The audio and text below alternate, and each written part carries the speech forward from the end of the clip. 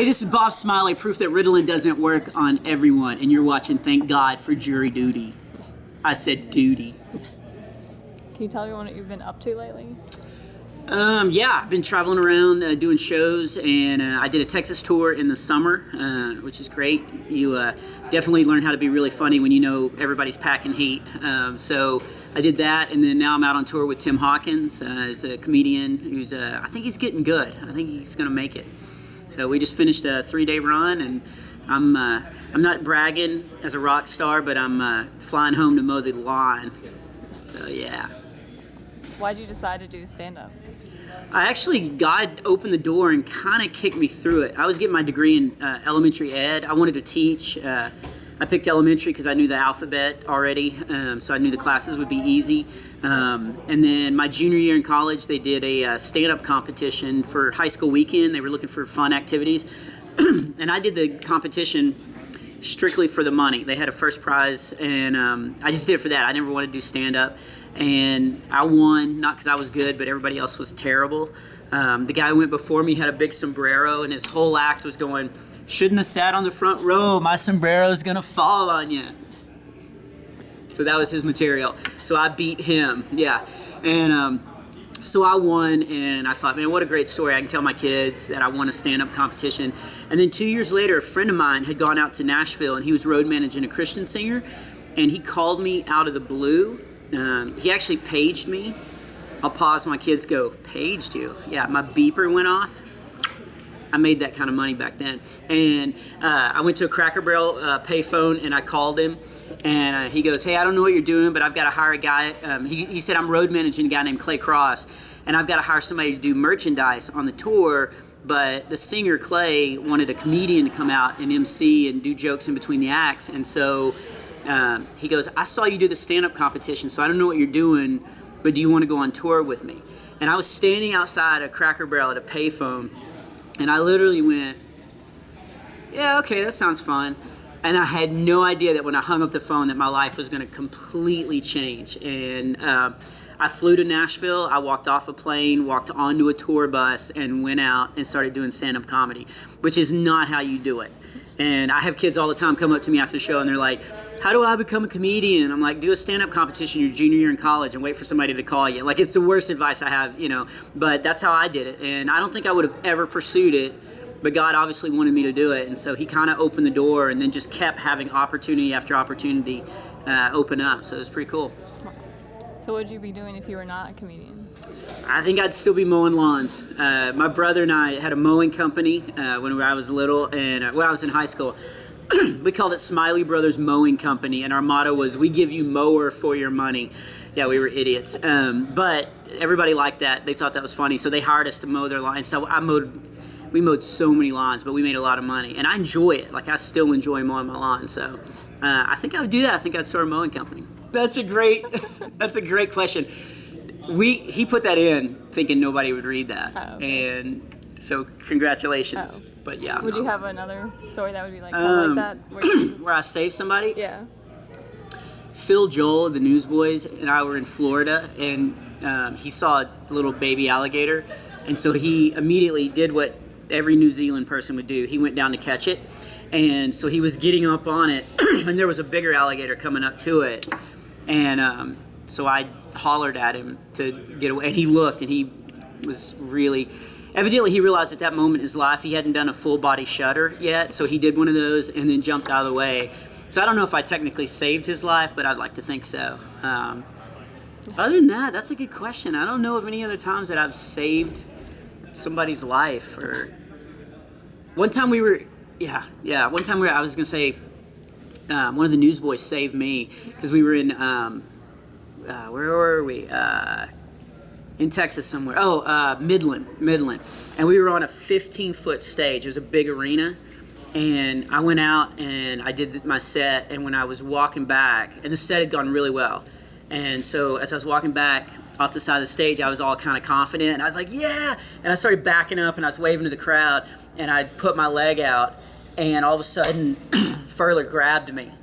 And I was like, what are you doing? And I looked and there was a drop. There was a pit.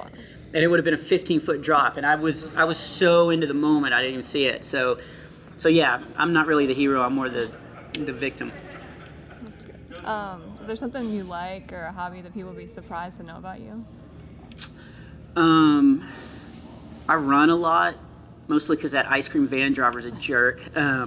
But yeah, I don't know. I play with my kids all the time, and we're kind of the fun house. So I do a lot of jokes about me not being an athlete, but like I still hold the scoring record in basketball at my high school with 41 points.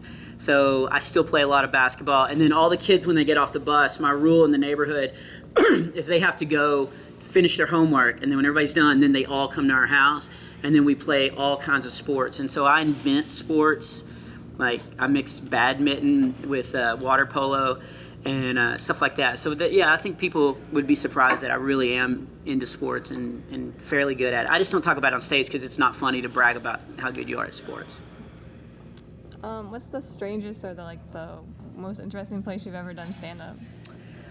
I did stand-up in England. I did a 2-week and 2-day tour, and there was a moment where I was standing on the countryside, and it was just starting to mist and rain, and there was the cobblestone fence that went all down the countryside, and there was a little cottages, and the smoke was coming out of the chimneys, and I was just standing there like in England, and I remember thinking, I'm all the way over here because I can tell a joke. Like, how absurd is that? And that whole week was just crazy fun. So that was good. I've gigged in Hawaii and Alaska and, yeah, some really cool places. And then I've just had horrible, 4 a.m. junior high lock-in trying to make kids laugh after shaving cream fights. So there's been highs and lows in the career. Do you ever do secular venues? I do a lot, yeah. And especially this last year when I started going, and for listeners who don't know, my wife left us a year ago. And so when that happened, I knew I wanted to talk about the divorce with a positive message that, God can get you through anything. But I didn't know if the church was going to be ready to hear about a divorced person. So I started going to open mic nights. I went to the Houston Improv and started telling jokes there, and it was great. And what turned out to be me wanting to practice out material was cool because it kind of turned into a ministry of comics that were trying to make it and were filthy would come up to me and be like, "You're clean," and they're laughing. I was like, "Yeah, you don't have to be dirty." So I've started going into a lot of secular clubs and trying to find different places that's not in the box, as we call it. And so yeah, I've done a lot of that. Do you go about differently when you're doing secular versus Christian venues? No, that's the greatest thing. Because if you're a good comedian, you talk about your life, and so you don't make stuff up. And I'm a Christian before I'm anything else. So I go into the clubs and the first thing I actually said in the club was I was like, I'm a Christian, and I'm not just saying that so Hollywood will love and embrace me, which is a joke in itself because Hollywood, they don't like Christians at all. And so everybody laughed and everybody, calmed down like, oh, okay, he's gonna talk from the heart. And so yeah, no, I don't change any of my acts. The jokes I tell on stage there. The only thing is I get to be a little more risque, not dirty material, but I get to, talk about things that sometimes people won't. Like I talked a little bit about hunting tonight, but there's a lot of, people that are like, hunting's horrible and stuff like that. But in the clubs, yeah, I go in there. And so I talk a little bit more about things that I don't think it will offend people as much, yeah. Do you have any heckler stories? I had a heckler one time at a camp, and it was a girl, and she would not shut up. And the first couple of times I ignored her, and then I said a couple of lines, and just kind of made fun of her just to thinking that she would want to, she'd be embarrassed, and she didn't, and she just kept going. And it was really you could see people were getting annoyed. So then I just started, everything she said, I had a slam for it. And so I really and then all of a sudden she just started crying and she stood up and she said, "You're the worst human in the world." And the problem was it was at a camp, so everybody was sitting, cross-legged and on the ground, and she was in the front, and so she stormed out. But to storm out, she had to walk through all these people, and she was like, "You're horrible, excuse me, you're the worst person, excuse me, I need to step around this igloo, please." And it took her about 6 minutes to storm out. And then her youth leader came up to me afterwards and was like, "I'm so sorry, she's bipolar and she's not on her meds." And I was like, "That's fine, don't sit her in the front. And if you know that, then get on her and don't let her. I mean, you saw it escalate to this deal. So that's probably the worst heckle. Yeah, that's probably the worst heckle that I've had. I don't get a lot of heckling because I'm fairly good at ad-libbing on stage, so I think people are a little nervous of like, I don't want to say anything because I don't know what he's going to come back. Plus, I have a mic and other people don't, so that I have a fair advantage. So, Do you have a testimony you want to share?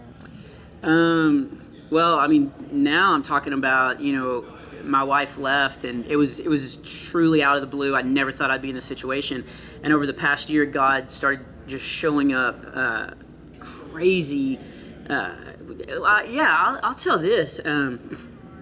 My kids and I have always wanted to go snow skiing, and we've tried several times, and always something came up. And so this last year, we were like, we're going to go snow skiing, and this guy called my parents, and he was like, hey, I heard what Bob's going through and the kids. And so I've got the ski lodge in Cloudcroft, New Mexico. If he wants to just get away after Christmas, I'll give it to him for free for a week. And I was like, what a blessing. So I told my kids, we're going snow skiing, and they got all excited. And then so I booked the flights, and the guy called me 2 weeks before, and he was like, hey, I'm going to give you some suggestions of what to do in town. And I was like, oh, no, we're just going to snow ski the whole time. And he goes, oh, they haven't had snow in 4 years. And I was like, what? And I didn't want to get on to him. They're turning the lights out. I'll make this quick. And so I had to go to the kids and go, look, they haven't had snow. Sorry, but it's still cool. We're going to go, and we'll get to go do all these fun things. And my youngest was just like, you know what? God's got this. I'll just pray for it. And so he prayed for 2 weeks solid. And 2 days before we flew out, they got 4 foot of snow. And the snow stayed. In fact, they got so much snow, we couldn't make it to the cabin that the guy gave it to. And I have all these points on Hamptons. And so I got us a room at the Hampton for a week, and they had an indoor heated pool. And there was only one other couple staying in the hotel because of the snowstorm people couldn't get. So for a week, it was perfect snow. The last day of skiing, it was melting. We were starting to hit rocks and stuff. And then they haven't had snow since. So basically, God gave us a week of snow, and I know that may sound weird, but at that moment in our time, my kids and I needed to get away, needed to have just a time of just having fun and just forgetting about everything. And so, I mean, it's just such a testimony. And even my middle kid was like, man, God keeps showing up, So, I mean, that's probably my testimony is whatever's going on, just keep looking for God to show up, and he will. The last thing was, do you have any advice for new comics? I'd say to new comics, quit and get another job so there's not competition, because, I mean, it's cutthroat. And I don't need to be battling you new guys, okay? I already have a hard time with Tim Hawkins. No, I guess the best advice is write every day. This is such boring advice, but it's how to do it. Be disciplined, write every day, and take every single opportunity. I mean, there was so many opportunities I didn't want to do because I knew it was going to bomb, I knew it was going to be bad, but every single time I got on stage, I learned something. I got better and better. So don't be a coward. If you really want this to be your job, treat it like a job and show up every day and do it. Is there anything else you want to add? No. Okay. Can you tell people where they can check out your stuff? Yeah, bobsmiley.com, which is your homepage, right? Yes. And on Twitter, I'm Bob Smiley Comic. On Facebook, I'm Bob Smiley Comedy. On Instagram, I'm Bob Smiley Comic. On Snapchat, I got into Snapchat really early and didn't think anybody else would. So my Snapchat is Bob Snapper Chat. I wasn't even thinking about it to use it as a comedy deal, but now I put a lot of funny stuff on there. So, yeah, that's how you can look me up.